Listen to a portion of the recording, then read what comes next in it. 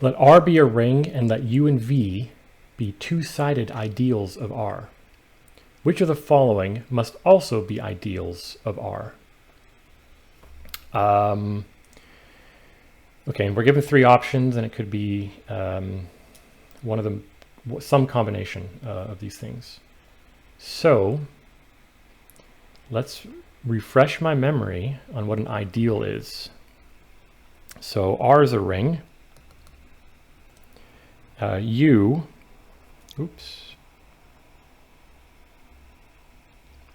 U is an ideal, meaning that U is a subset of R, and if X is in R and Y is in U, then XY is in U and YX is in U. So that's the definition of an ideal. It is a subset. It's a subset which satisfies this thing. Once you multiply by something in U, you're automatically in U again. So now that I look at my at the statements which are correct here, instantly I see that 2 and 3 are definitely true. So option 2, we define, let's call this new thing W. W is equal to U dot V, which is defined as the collection of U and V, such that U is in the first ideal U and V is in the second ideal V. Oh, it also has to be a subring, right? In order to be an ideal, it also has to be itself a subring. So this actually might not be, because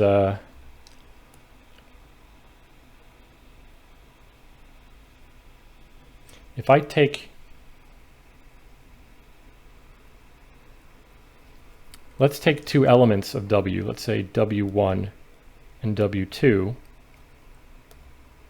Well, W1 plus W2, this is equal to U1 V1 plus U2 V2. I'm not, we can't necessarily write that as a product of a U and a V, can we?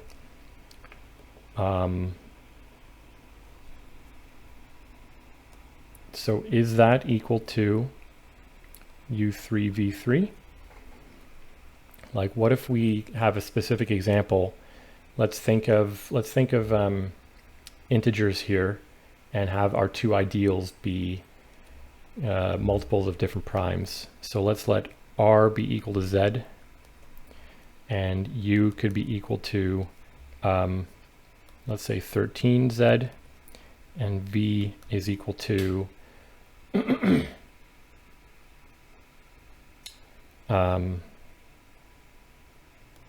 17Z. Probably could have chosen smaller primes here. Oh my goodness, I'm definitely going to have to choose smaller primes, because now I have to multiply 13 and 17. So let's start really small. Let's go 3 and 5. So suppose W1 is 15 and W2 is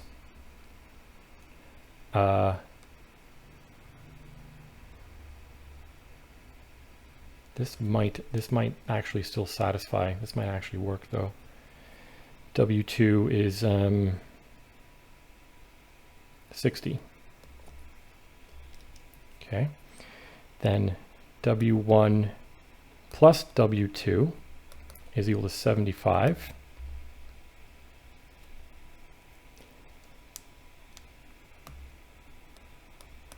And that's equal to 3 times 25, which does work. How about, let's do something instead. Let's make this 9. Okay, so now, oh wait, no, shoot.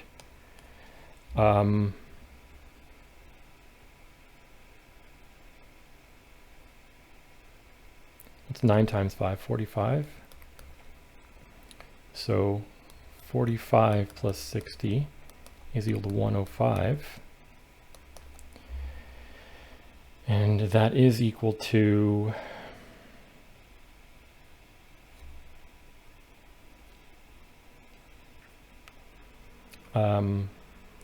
21 times 5, which is, 3 times 7 times 5. So that does work.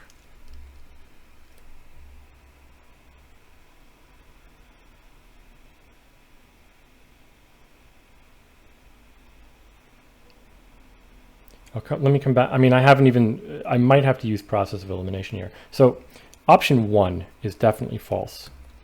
And let's use the example we had before. So u is equal to 3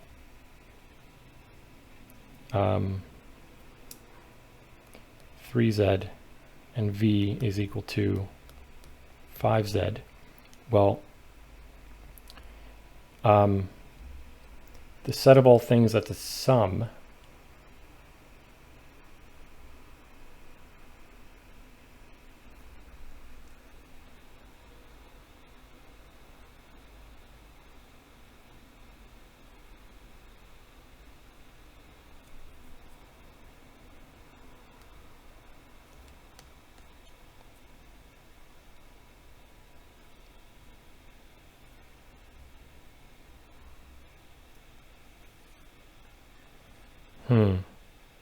Well, hold on. No, now this gives us the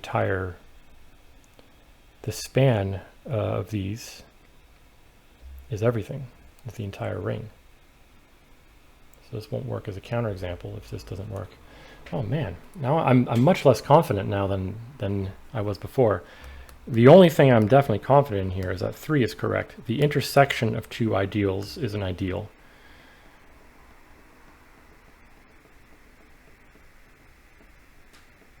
But what about 1 and 2?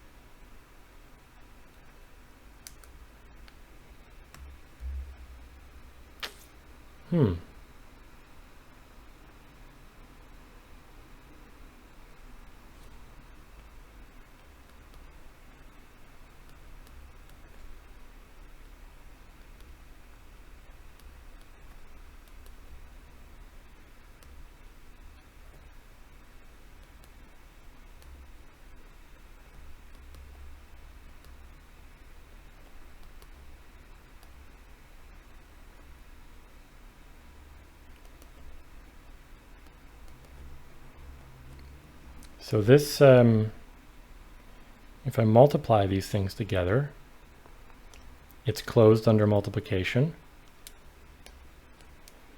But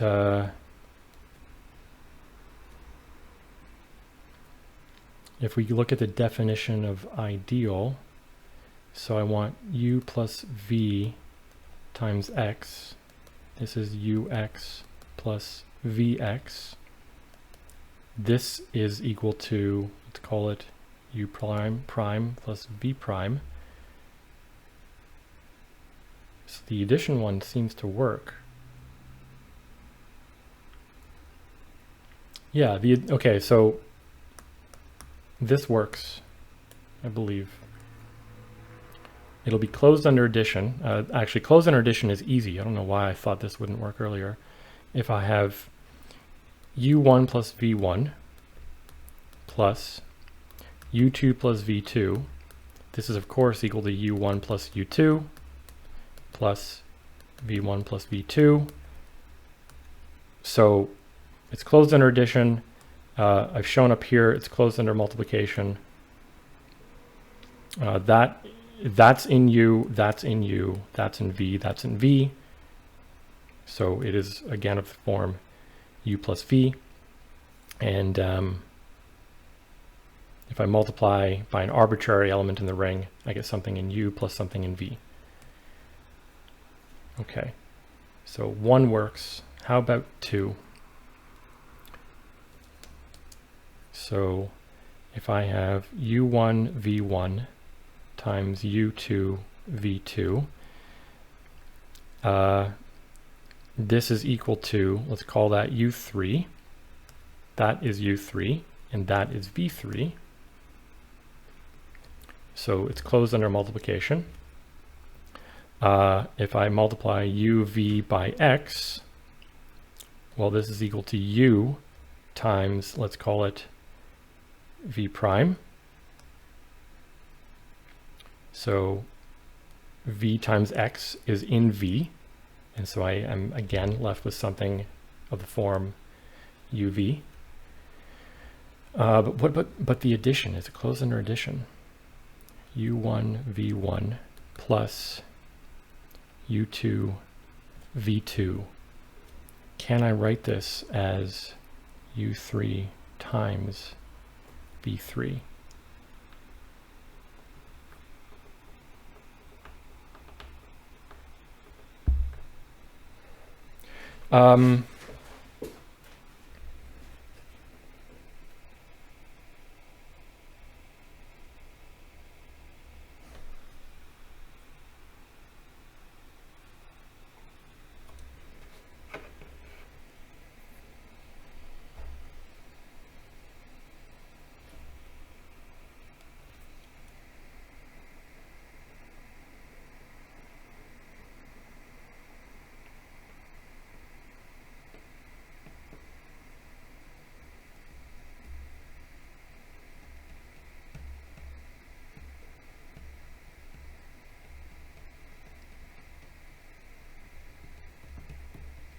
I guess if, you know, if I'm thinking of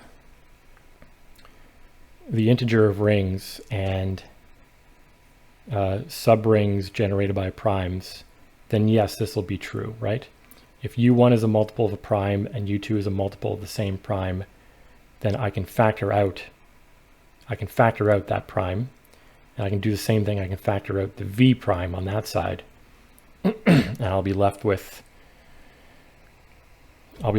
some prime times something times some other prime, and that will be of this form. But I don't know if this is true in general.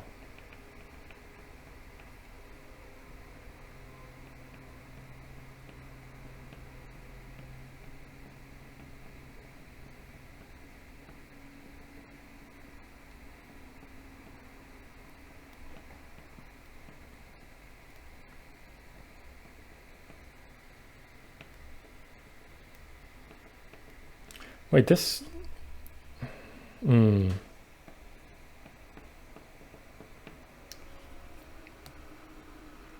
So this is certainly... Let's call this thing W3 is equal to that. W3 is definitely in U, and W3 is definitely in V.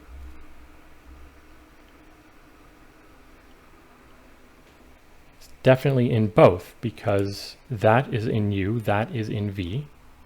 Or sorry, that is in U and that is in U. But that's also in V and that's also in V.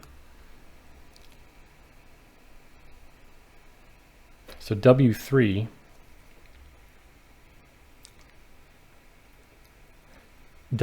must be in the intersection of U and V.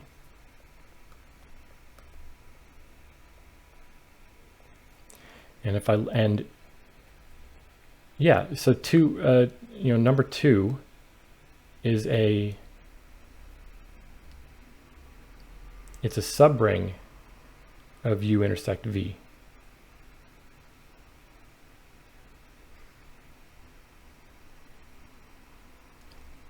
Right? If I take the definition of this set, U dot V, so any element of this looks like U times V. This is an element of U because U is an ideal. It's also an element of V because V is an ideal. And so U u dot v must be a subset of u intersect v. And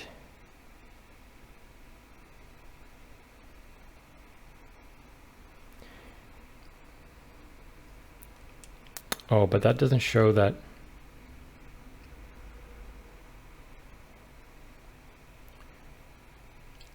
That doesn't quite show that it's closed under addition. So let's go back. W3 is equal to U1 V1 plus U2 V2.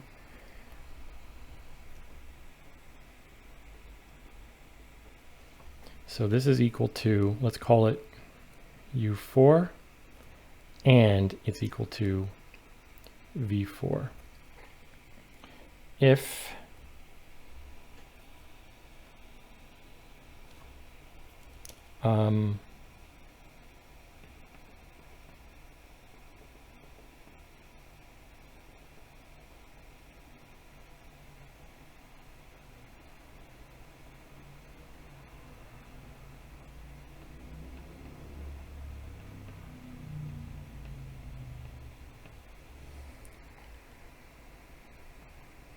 what if u and v are the same ideal? So if u is equal to 3z and v is equal to 3z, then u dot v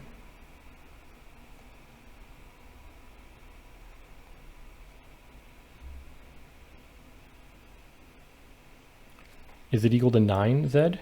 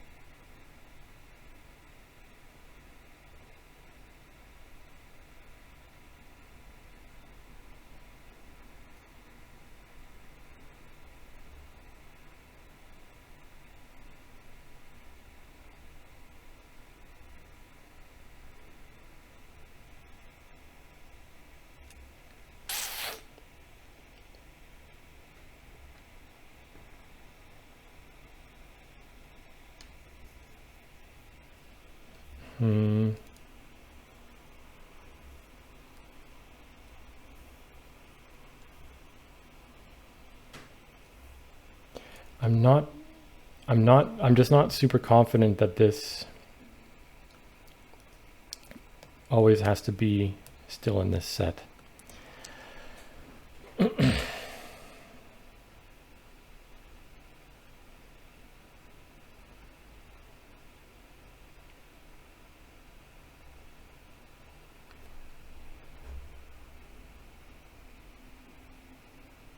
My intuition for this stuff is not nearly as strong as it used to be, 15 or 16 years ago. I'm going to take a risk here and say that all of them are ideals, but I'm not very confident. The answer could be D, that only 1 and 3 are ideals. I will write down in the description what the correct answer is. I'm not sure why I'm struggling so much to come up with a better argument here. Yeah, but I don't want to spend too much time just sort of drawing at straws here. Thanks for watching.